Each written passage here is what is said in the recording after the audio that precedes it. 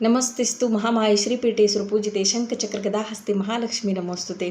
तर उद्या 9 वाजेपर्यंत चतुर्थी तिथी असणार आहे, त्याच्यानंतर पंचमी तिथी लागणार आहे आणि परवाच्या दिवशी पंचमी तिथी जी आहे ती सूर्योदय बघणार आहे, म्हणून परवासुद्धा पंचमी तिथी असणार आहे। तर आपल्याला या पंचमीला ललिता पंचमी आपण असंही म्हणतो। तर ललिता देवीची पूजा आपल्याला करायची असते आणि आपल्याला त्या दिवशी जे आपण अर्चन करणार आहोत कुंकुमार्चन, तर ते आपल्याला ललिता सहस्रनामाने करायचं आहे। ललिता सहस्रनाम हे स्तोत्र सगळ्यांना माहिती आहे, तर अतिशय प्रभावशाली आहे।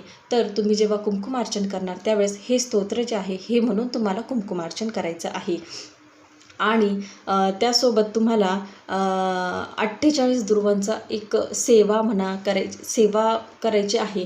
तर ती 48 दुर्वा तुम्हाला घ्यायच्या आहेत। जसं आपण गणपतीला घेतो 3 पानांचे एक पान, तसं 48 घ्यायचं, त्याचं बंच करायचा आणि त्याच्यानंतर उजव्या हातामध्ये ते धरून ललिता सहस्रनामाचं पठण करायचं। नाहीतर इथे मी एक मंत्र तुम्हाला देते, तो मंत्र इथे फ्लॅश होत असेल, तो मंत्र 108 वेळेस म्हणायचा आणि ते मंत्र म्हटलं गेल्यावर त्या ज्या दुर्वा आहेत त्या तुम्हाला ज्यांचे घट बसलेले असतील त्यांनी घटाजवळ ठेवायच्या, ज्यांचे घट बसलेले नसतील त्यांनी कुळदेवीसमोर ठेवला तरीही चालतील। जो मागचा भाग आहे शेंडा तो देवीकडे ठेवायचा आणि जो वरचा भाग आहे तो आपल्याकडे ठेवायचा। तर अशा प्रकारे तुम्हाला ही एक सेवासुद्धा करायची आहे ललिता पंचमीच्या दिवशी। तर नक्की ललिता पंचमीच्या दिवशी ही सेवा करायला विसरू नका। तर अशा छोट्याशा माहितीसोबत भेटूया पुढच्या व्हिडिओमध्ये। श्री स्वामी समर्थ, जय जय स्वामी समर्थ।